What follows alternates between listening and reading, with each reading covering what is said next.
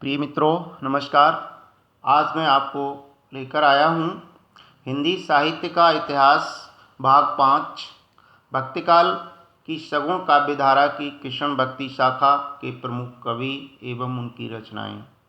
कृष्ण भक्ति शाखा की अविरल काव्यधारा को कतिपय पेजों में समेटना तो मुश्किल कार्य है, परंतु फिर भी परीक्षा की दृष्टि से आपको ये संक्षिप्त वीडियो तैयार किया है। आशा है आपको पसंद आएगा।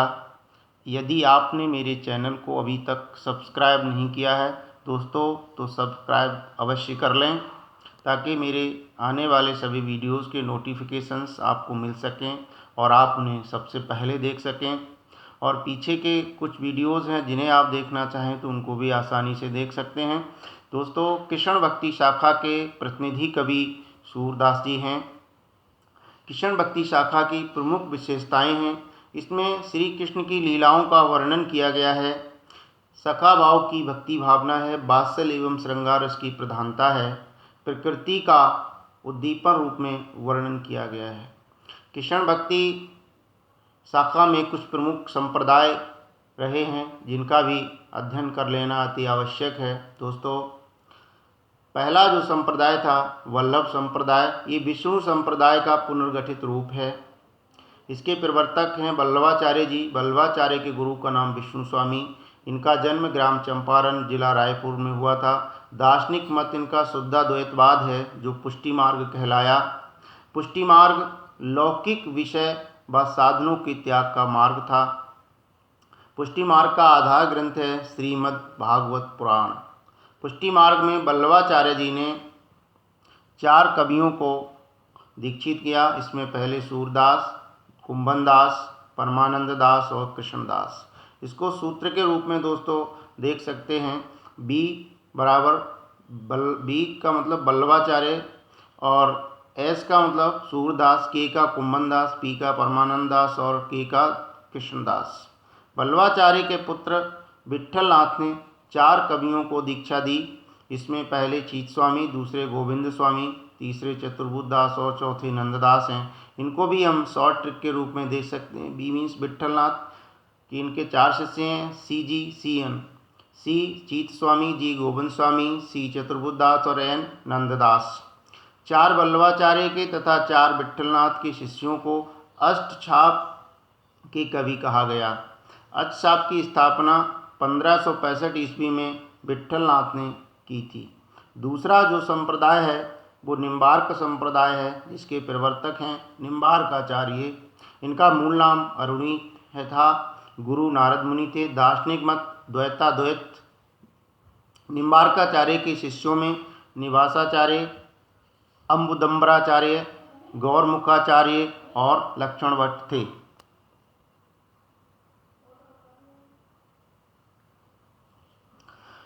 निम्बार्काचार्य की प्रमुख रचनाओं में वेदांत परिजात सौरभ, 10 श्लोकी, मंत्र रहस्य षोडशी, प्रपन्न, कल्पवल्ली। राजस्थान के सलेमाबाद में निम्बार्क संप्रदाय की सबसे बड़ी गद्दी है और इस संप्रदाय के सर्वप्रथम उपदेष्टा माना गया आचार्य हंस को। राधा वल्लभ संप्रदाय तीसरा संप्रदाय है। इसके प्रवर्तक स्वामी हितहरवंश जी हैं। जन्म इनका 1502 ईस्वी में बदगांव मथुरा उत्तर प्रदेश में हुआ। इनके पिता का नाम केशवदास मिश्रा है, माँ का नाम तारावती और इनकी मृत्यु 1573 ईस्वी को मानी गई थी। इनकी प्रमुख रचनाओं में हित 84, राधा सुधानिधि, स्फुटवाणी, यमुनाष्टक आदि। इनके बारे में कहा गया है, विशेष तथ्य इनका है प्रेम में तत्सुखी भाव को स्थान दिया गया। उपासना का आधार रस को माना गया। कृष्ण की अपेक्षा राधा को अधिक महत्व दिया गया। दोस्तों, प्रेम में तत्सुखी भाव को स्थान दिया गया, ये प्रश्न कई बार परीक्षाओं में पूछा गया है। चौथा संप्रदाय था सखी संप्रदाय, या जिसे हरिदासी संप्रदाय के रूप से जाना जाता है। इसके प्रवर्तक थे स्वामी हरिदास। ये इस संप्रदाय के प्रथम एवं अंतिम कवि माने जाते हैं और इनकी रचनाओं में सिद्धांत पद, केलिमाल, निजमत सिद्धांत है।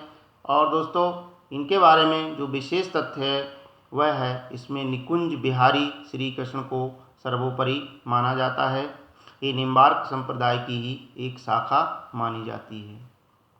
पांचवा जो कृष्ण भक्ति से संबंधित संप्रदाय है वो चैतन्य संप्रदाय है, जिसके प्रवर्तक चैतन्य महाप्रभु हैं, जिन्हें निमाई या विशंबर नाम से भी जाना जाता है। इनका जन्म 1486 ईस्वी में नवद्वीप, जिसे नादिया भी कहते हैं, वर्तमान में मायापुर जिले में पश्चिम बंगाल में स्थित है। इनके पिता का नाम जगन्नाथ मिश्र तथा माता का नाम सची देवी था। इनकी दो पत्नियां थीं। पहली पत्नी लक्ष्मी प्रिय, जो सर्पदंश से इनकी मृत्यु हो गई थी, और दूसरी पत्नी थी विष्णुप्रिय। इनकी मृत्यु 1533 ईस्वी में मानी गई है। इनका दार्शनिक सिद्धांत था अचिंत्य वेदावेद, और इनका एक ग्रंथ है गोविंद भास।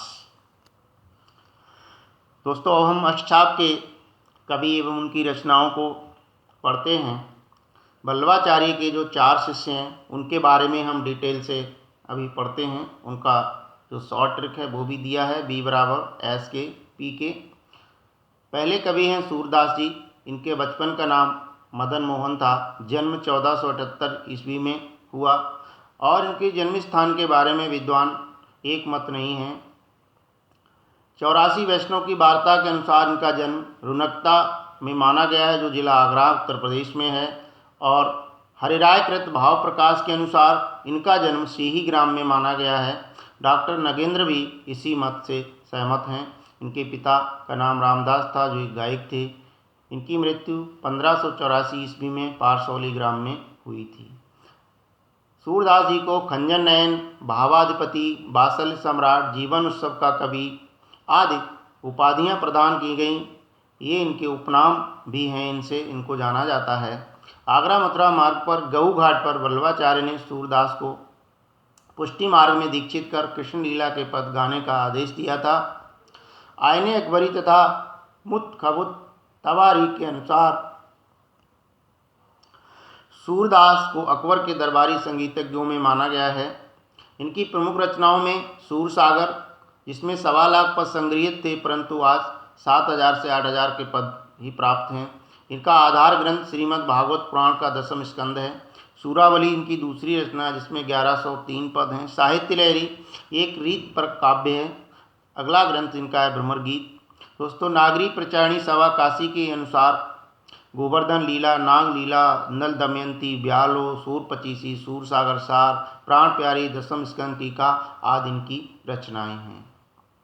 दूसरे अष्टछाप के जो प्रमुख कवि हैं उसमें है कुंभन दास जी। इनका जन्म 1468 ईस्वी में और मृत्यु 1583 ईस्वी में मानी गई है। इनकी रचना में 186 पद जो पद संग्रह में संकलित हैं। इनके 7 पुत्र थे, परंतु चतुर्भुज दास को छोड़कर सब कृषि करते थे। कुंभन दास जी के पुत्र चतुर्भुज दास को छोड़कर बाकी सब कृषि करते थे। आप जमुनावतो नामक गांव में रहते थे। अकबर के बुलाने पर आपको फतेहपुर सीकरी जाना पड़ा था। वहाँ इनका बड़ा सम्मान हुआ, परंतु इसका भी इनको बड़ा खेद रहा। तब इन्होंने कहा था, संतन को कहा सीकरी सो काम। ये पंक्ति पूछी गई है परीक्षाओं में। आवत जात पनैया टूटी, बिसर गयो हरिनाम। 1542 में वल्लभाचार्य से पुष्टि मार्ग की दीक्षा ली तथा गोवर्धन के श्रीनाथ मंदिर में रह करके सेवा कार्य करने लगे। और इनका अंतिम पन माना जाता है, रस किनी रस में रहत गड़ी, कनक बेल वृषवान नंदिनी, श्याम तमाल चढ़ी। अष्टछाप के तीसरे कवि हैं परमानंद दास। इनका जन्म 1493 ईस्वी में कन्नौज उत्तर प्रदेश में माना गया है। मृत्यु 1572 ईस्वी सुरभि कुंड गोवर्धन में हुई। इनकी रचनाओं में परमानंद सागर, जिसमें 835 पद संग्रहित हैं, ध्रुव चरित्र और दान लीला। दोस्तों, ध्रुव चरित्र किसकी रचना है, ये प्रश्न पूछा गया है कई बार।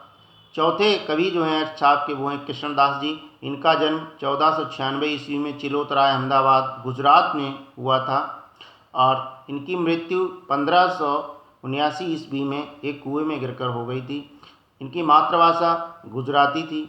रचना भाषा जिसमें रचनाएं की थी वो ब्रजभाषा थी। इनके पिता का नाम केशवदास मिश्र था, माता का नाम तारावती, और ये कुंभी जाति से थे।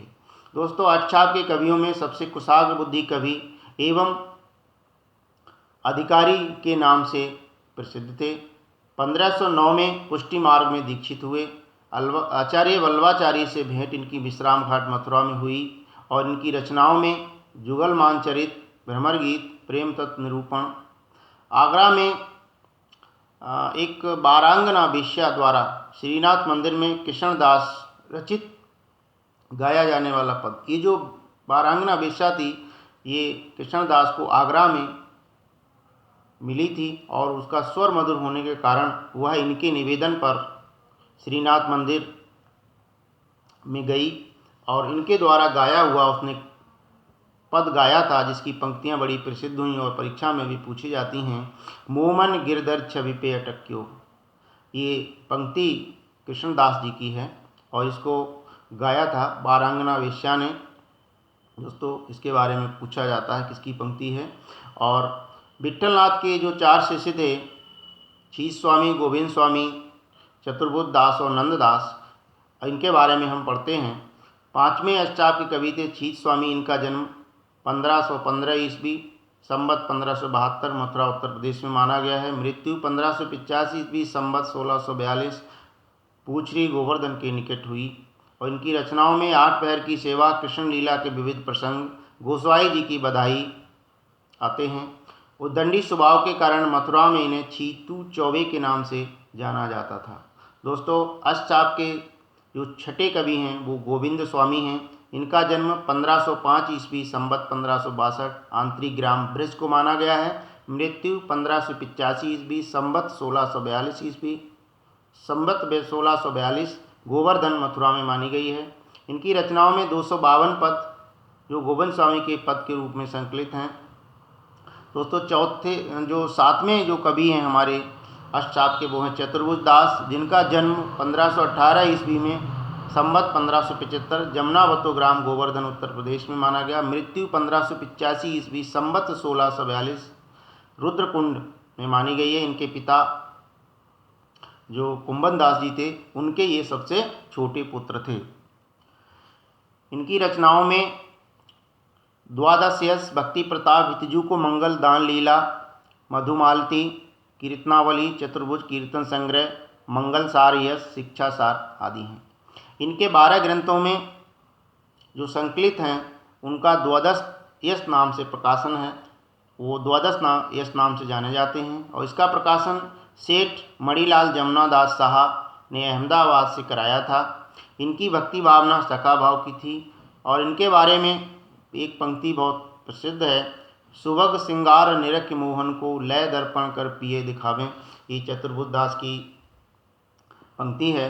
दोस्तों, 8वें और सबसे महत्वपूर्ण कवि नंददास जी हैं अष्टचाप के। इनका जन्म 1513 ईस्वी संवत 1570 रामपुर गांव सोरों उत्तर प्रदेश में माना जाता है। मृत्यु 1583 ईस्वी संवत 1640 मानसी गंगा गोवर्धन में हुई। इनके पिता का नाम जीवाराम था और इन्होंने ब्रजभाषा में अपनी रचनाएं की।